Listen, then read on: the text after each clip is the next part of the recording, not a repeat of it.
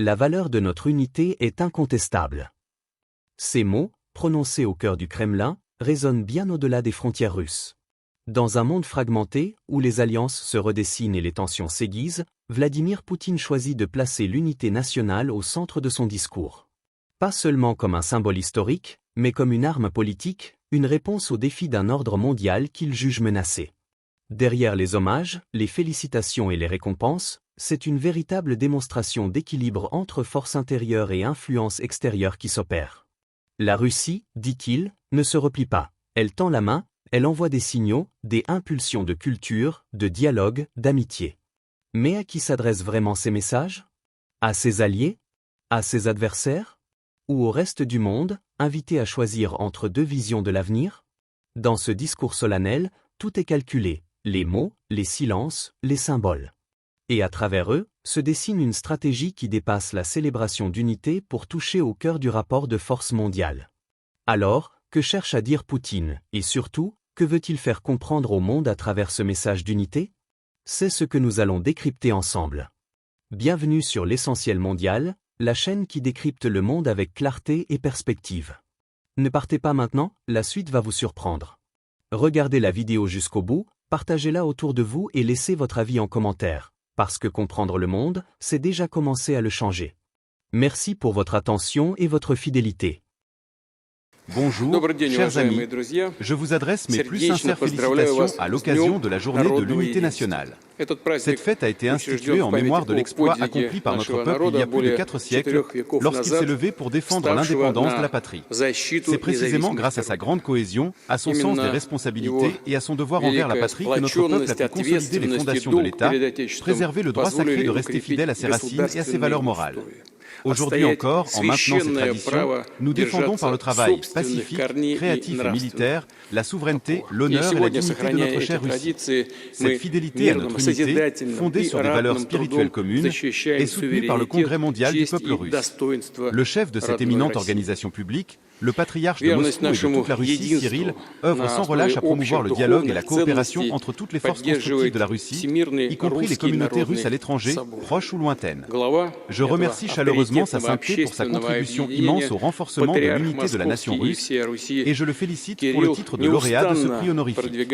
Aujourd'hui, nous rendons également hommage aux lauréats auxquels le prix du président de la Fédération de Russie a été décerné au cours des dernières années. Il s'agit du collectif composé de Natalia Sergueyevna Virtuzova, Pavel Valentinovitch Doroshenko et Alexei Vyacheslavovic Jarch. C'est en grande partie grâce à eux qu'a vu le jour un projet unique par son ampleur et son importance, l'Exposition internationale Russie. Cet événement est devenu une véritable fête pour des millions de personnes, révélant la vaste palette de talents et de réussites de notre pays. Le développement de la diversité ethnoculturelle constitue le fondement du respect mutuel et de l'harmonie entre les peuples de Russie. L'initiative internationale d'éducation à la grande dictée ethnographique suscite un intérêt croissant pour l'histoire, la géographie et les traditions régionales de notre immense pays. Cette année, le prix pour la contribution au renforcement de l'unité de la nation russe a été attribué à ses créateurs, Anna Vadimovna Gabdulina et Pavel Anatolievitch Orlov. Cette année marque également le 30e anniversaire du Conseil pour la coopération avec les associations religieuses auprès du président de la Russie. Ce conseil réunit les plus éminents représentants religieux du pays, qui accomplissent un travail immense et constructif. Beaucoup d'entre eux recevront aujourd'hui de hautes distinctions nationales bien méritées. Chers collègues, la Russie compte de nombreux amis fidèles. Et aujourd'hui, en ce jour de l'unité nationale, nous avons parmi nous des représentants éminents des milieux intellectuels, artistiques et économiques de divers pays. La protection et la promotion de la culture russe constituent une direction essentielle des efforts du savant, publiciste et homme public italien Eliseo Bartolazzi.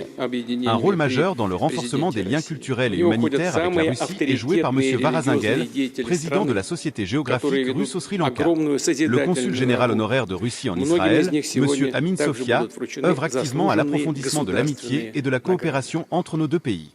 Quant au pianiste et chef d'orchestre Justuf Franz, Il consacre depuis de nombreuses années son activité féconde au rapprochement et à l'enrichissement mutuel des cultures de la Russie et de la République fédérale d'Allemagne.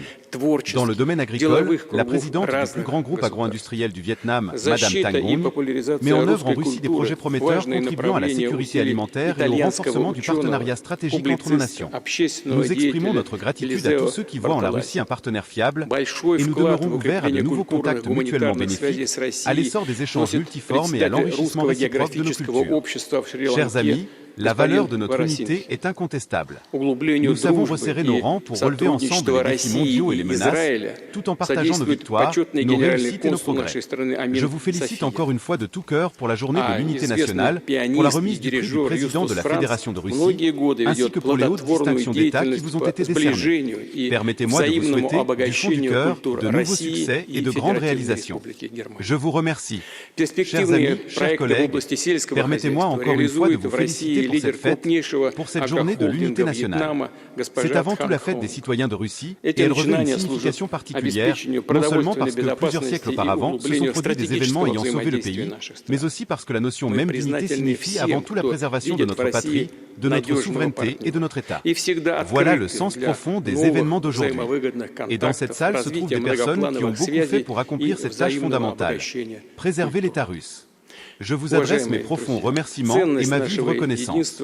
On a également évoqué ici à plusieurs reprises la grande culture multinationale russe.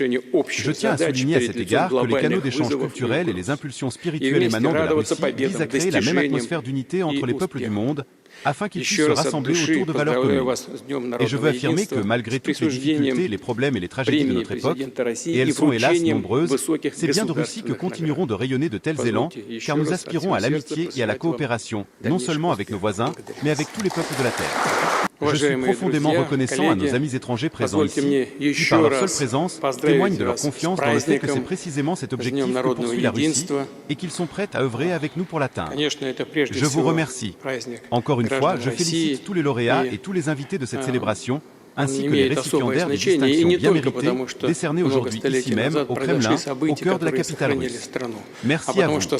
En résumé, ce discours n'était pas seulement une célébration de l'unité nationale russe. C'était un message adressé au monde, celui d'une nation qui veut rappeler qu'elle reste debout, fière de ses racines, et déterminée à défendre sa souveraineté dans un ordre mondial en pleine mutation. Derrière les mots de Poutine, il y a une conviction profonde, celle que la force d'un pays ne se mesure pas uniquement à sa puissance militaire ou économique, mais à sa capacité à préserver son identité, sa cohésion et sa foi en un destin commun.